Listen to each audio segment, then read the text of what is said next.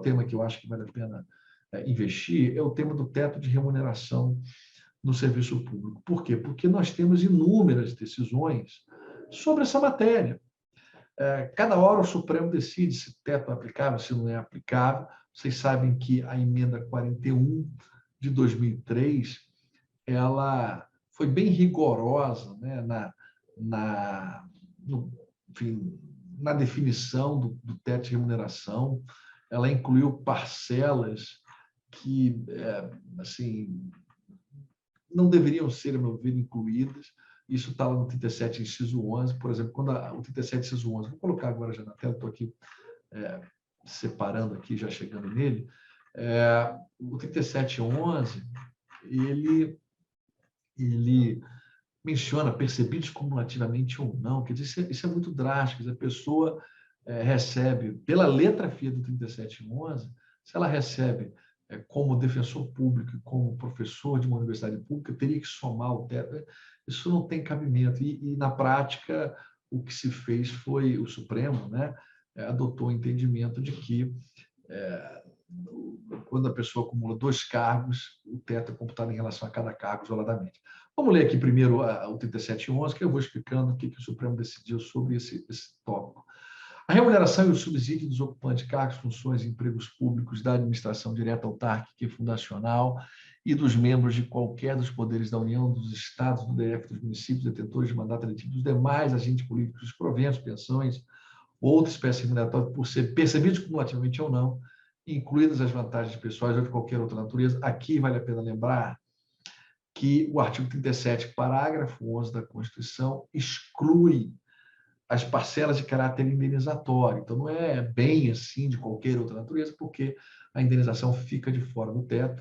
Não poderão exceder o subsídio mensal em espécie dos ministros do STF. Esse é o teto máximo, digamos assim, que é até redundante falar de teto máximo, né? Mas é aquele limite máximo de pagamento. E aí você tem os subtetos, aplicando como limite nos municípios o subsídio do prefeito. Então, no município, você pode ter um valor abaixo do subsídio do ministro supremo, como sendo o teto no município. Nos estados e no DF, o subsídio mensal do governador no âmbito do Poder Executivo, o subsídio do deputado estadual distrital no âmbito do Poder Legislativo e o subsídio dos embargadores do TJ limitaram a 93,25% do subsídio mensal em espécie dos ministros do STF no âmbito do Poder Judiciário.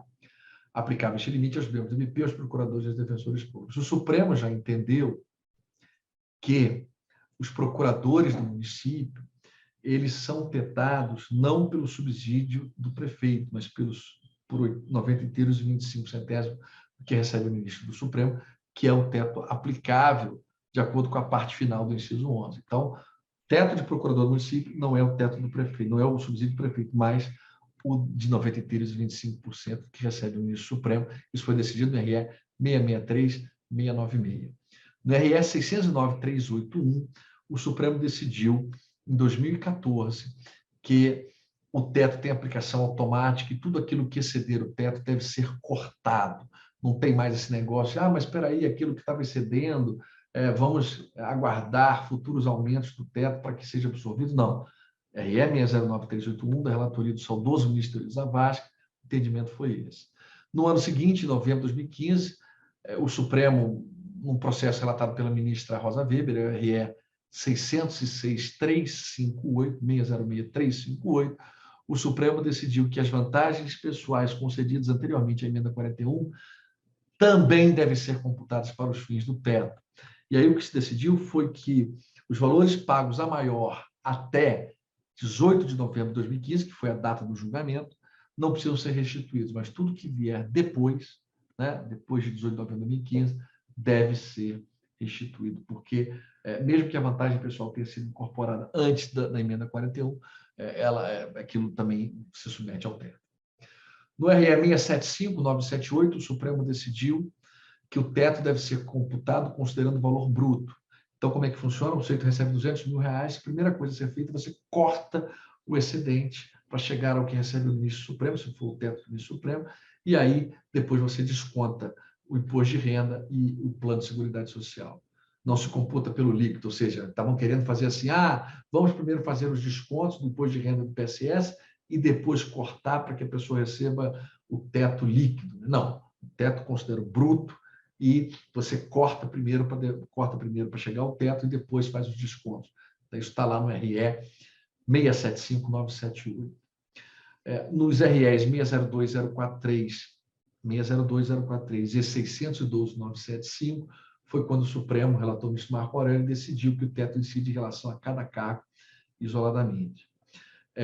Mais recentemente, o Supremo decidiu o RE 602584, 602584, relator ministro Marco Aurélio. Acho até que foi uma decisão equivocada do Supremo, com todo respeito ao Supremo, mas o Supremo decidiu que quando a pessoa recebe de forma acumulada proventos de aposentadoria e uma pensão por morte, você deve somar os valores e tetar uma única vez. Eu acho que essa decisão é equivocada porque ela contraria a lógica da decisão do Supremo anterior, que manda calcular o teto em relação a cada cargo. Se vai calcular em relação a cada cargo, como é que você vai somar aposentadoria e pensão? Né? Deveria ser o teto em relação a cada benefício recebido pelo servidor. No RE 808-202, o Supremo decidiu que os interinos nos cartórios estão tetados, eles não se confundem com os tabeliães registradores, eles apenas estão temporariamente substituindo os tabeliães registradores, por isso eles devem ser tetados.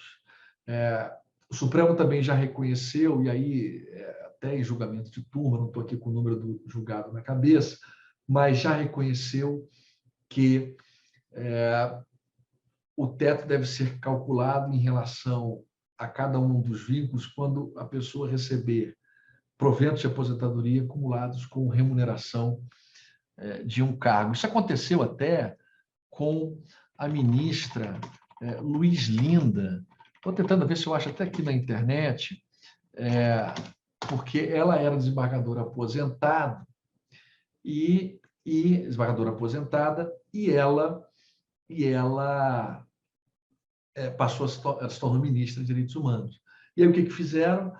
Peraí, vamos somar os proventos que recebe como desembargadora com o que ela recebe como ministra. E passou a receber um valor irrisório como ministra. E ela disse, olha, peraí, mas o teto tem que ser considerado em relação a cada um dos cargos e não somando, né? Somando aquilo que ela recebe de aposentadoria e com a remuneração, com o subsídio de ministro de Estado.